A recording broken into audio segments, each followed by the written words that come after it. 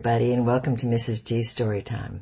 We are reading the book Betsy ten Boom, Promise of God by Mike Evans with permission from Time Worthy Books, and we are in chapter 18. Corey and Aunt Anna continued to work with Mama, and she regained much of her physical strength. After a few months, she could walk with assistance and sit at a table.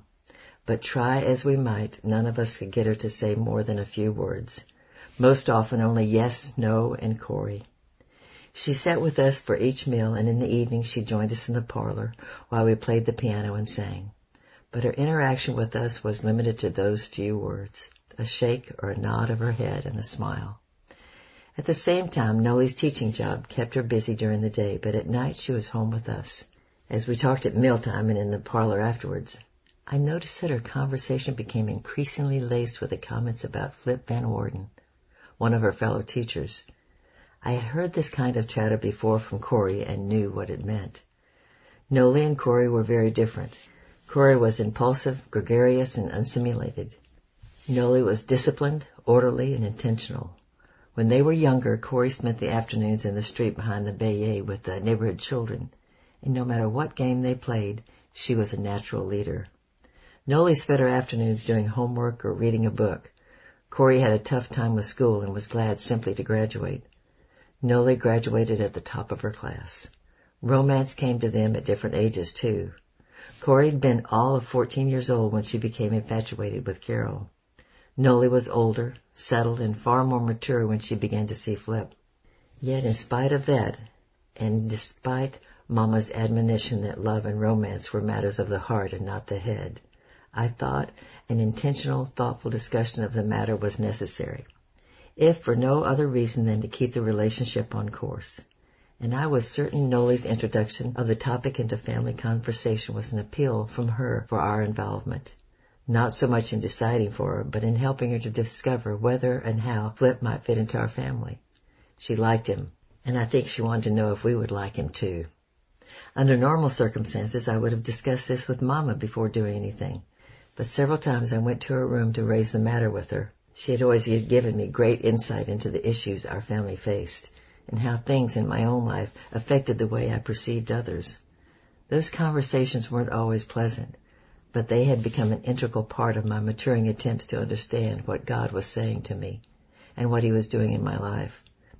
But with Mama unable to speak, I realized those discussions were no longer possible, which brought me to the conclusion I was moving into a new phase of my life, one that forced me to rely on my own ability to hear from God and find within myself the courage to act on what I heard Him say, without the comfort of Mama's opinion. Left to my own discernment, I found only two options for addressing the situation between Nolly and Flip. Either keep quiet or talk to her. There was no comfortable middle ground, no room for equivocation. Looking back now, it seems like I worried over nothing, and sometimes I wonder why the thought of talking to her caused me such trouble. But back then I was deeply concerned. I had made a mess of my relationship with Corey, which took time and personal pain to repair. Nolly and I were much closer in age, and my relationship with her was very different from the one I'd had with Corey. But even so, there was a risk in stepping into issues of her life, and I wanted to be careful. As winter faded into summer, I had the sense that Nolly's relationship with Flip was growing more serious every day. So with time and events moving rapidly forward, I braced myself and walked into her bedroom. I determined to talk and at all costs avoid the mistakes I'd made with Corey. She was seated at her desk when I entered. "So," I began, feeling awkward and out of place, but intent on getting to the point, "you and Flip are seeing a lot of each other." She turned in the chair to face me. "Yes, we are." I took a seat on the edge of her bed. "You like him?" "Very much," she nodded, "and I think you would too." Her openness was refreshing, and so I pressed the issue. "Well, if this relationship is developing like I think it is, Flip needs to meet us." "Yes," Nolly laughed. "I suppose he does." My eyes darted away. "I'm just trying to help," I sighed. "I know," Nolly grinned. "You really do think Papa will like him?" "There's one way to find out." "I know." The smile vanished from her face. "But with Mom and everything, I wasn't sure I could have him over." A puzzled frown creased my brow. You're worried about what he'll think of her? No, she replied quickly, not at all. It's just that she takes a lot of Corey and Aunt Addie's time, and having Flip over would mean a lot of extra bother for everyone. I'm not here during the day to help. I don't think they would mind. I just didn't want to add any more work to what everybody else is already doing. That won't be a problem. When can you bring him for dinner? I don't know. Then she lowered her voice and looked over at me. Do you think he'll like us? I touched her knee. If he likes you, we won't matter. I hope so. There's only one way to find out. I rose from the bed and stood. Let's have him for dinner. We should discuss that with Aunt Anna. Yes, I nodded, feeling relieved that we weren't arguing. She's in her room. Let's go up to see her now. The following Friday, Flip arrived at the shop door just as we were taking supper from the oven. Papa was impressed by his punctuality. Everyone else was impressed that he brought flowers for Mama. We ate and talked at the table and then moved to the parlor where we gathered around the piano to play and sing. Flip joined in as if he'd always been among us. Later that evening, after he was gone, Noli came to the kitchen while I was washing dishes. That went well, I said. Yes, it did. What do you think of him? Nice man. Nice? She laughed. Is that all you have to say? Well, I added playfully, I would say if you don't want him, I'll take him, but that wouldn't go over so well. Noli picked up a towel and began drying a plate. Are you worried about us? I shot a glance in her direction. About you and Flip? He's very different from Carol, you know. Yes, he is, I agreed. And no, I'm not worried. Good, she grinned. We worked in silence a while, and then I asked without looking up, does Flip need to talk to Papa? Maybe, she grinned. Several months later, Flip came to the shop. He arrived about mid-morning, which was an odd time considering his job as a school teacher, and visited with us while Papa and Louis continued to work. I could tell he was nervous, and I did my best to keep the conversation lively and engaging. Sometime before noon, I suggested instead of taking his daily walk with me, Papa should allow Flip to accompany him. Papa agreed, and the two of them left for a stroll through the neighborhood. They were gone much longer than normal, but when they returned, Flip seemed more at ease and genuinely relieved. I was pretty sure I knew why. That afternoon, Noli did not come home.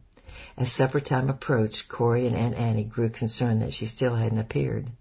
Food is ready and the table is set, Corey fretted. Should we wait a little longer? No, Papa replied. I'm certain she'll be okay. I don't like it, said Aunt Annie said with a scowl. She should be here by now. I'm afraid something has happened to her. Nothing has happened, Papa soothed as he took his place at the table. Mama was seated across from him, and he gave her a knowing look. She grinned at him in response. 2 hours later, we were in the parlor playing the piano and singing when the door downstairs opened. It banged shut, and then we heard the sound of footsteps on the stairways. A moment later, Noli appeared in the parlor doorway with Flip standing with her. When they told us they were engaged, no one was surprised. As with William and Tine, the wedding was held at St. Bavo's Cathedral in the spring. Mama attended the service, and with everyone in the family helping, not many of the guests realized that she had difficulty walking or talking.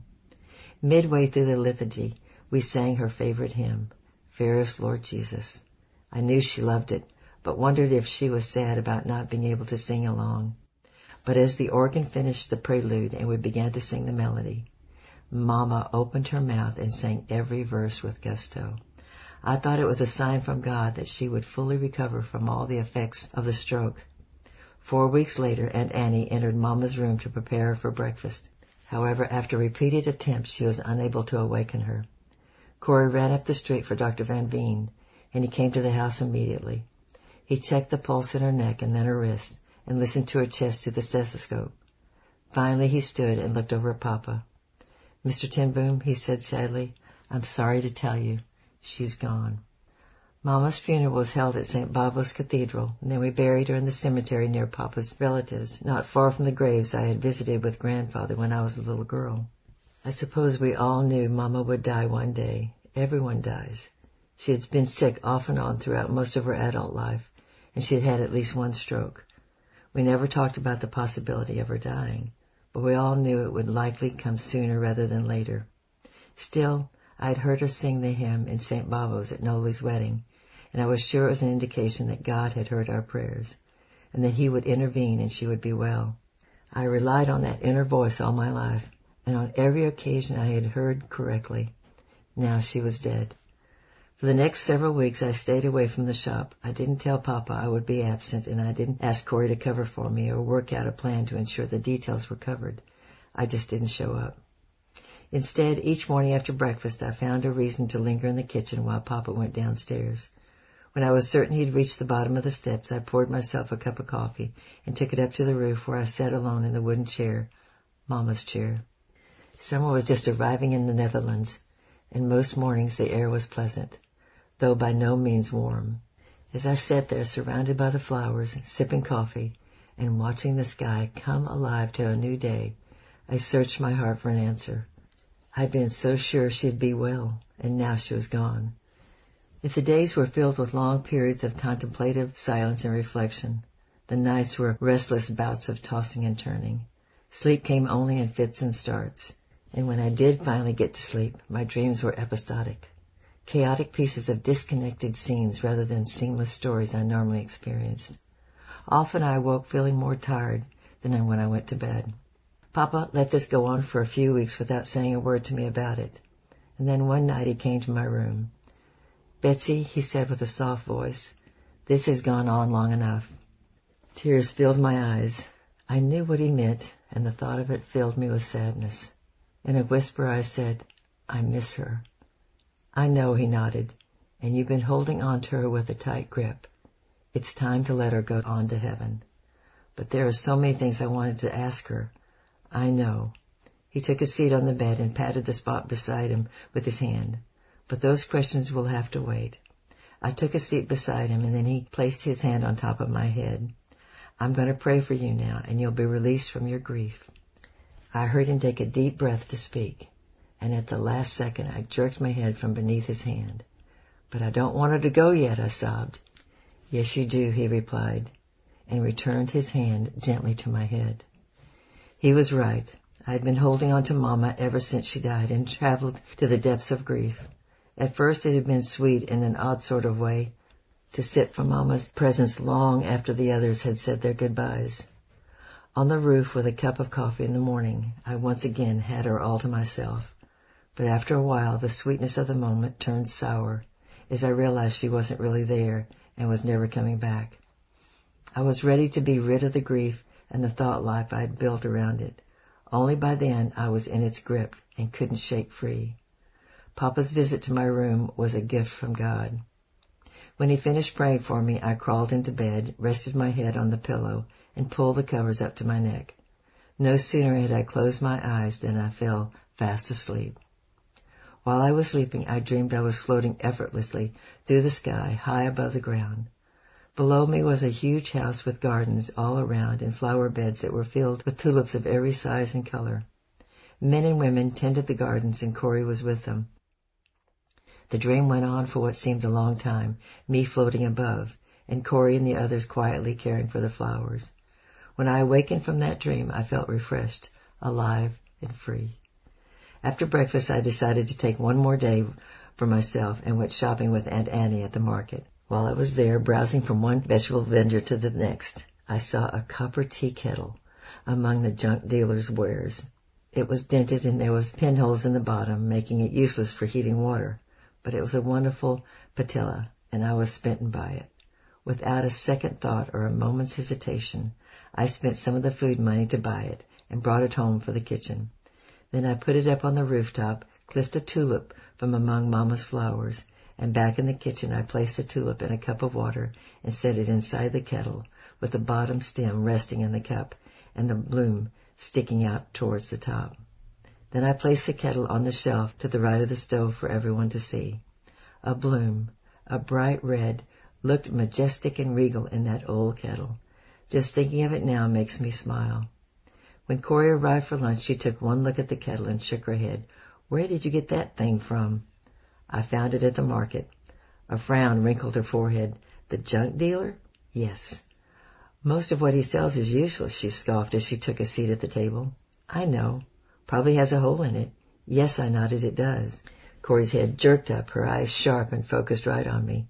"How did you pay for it?" "I used part of the food money," I replied calmly. "The food money?" she retorted with a loud voice. For that useless scrap? Settle down, Corey, Papa cautioned.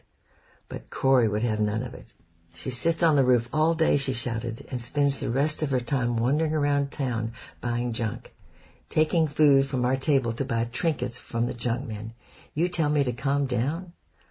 Look at how beautiful it is, I interjected, hoping to steer the argument back to a conversation.